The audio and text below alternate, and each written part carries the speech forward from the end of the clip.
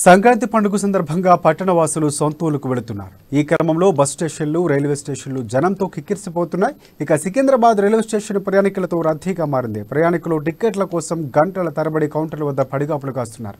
ఈ నేపథ్యంలో రద్దీని తగ్గించేందుకు రైల్వే అధికారులు అదనంగా మరికొన్ని టికెట్ కౌంటర్లను ఏర్పాటు చేశారు.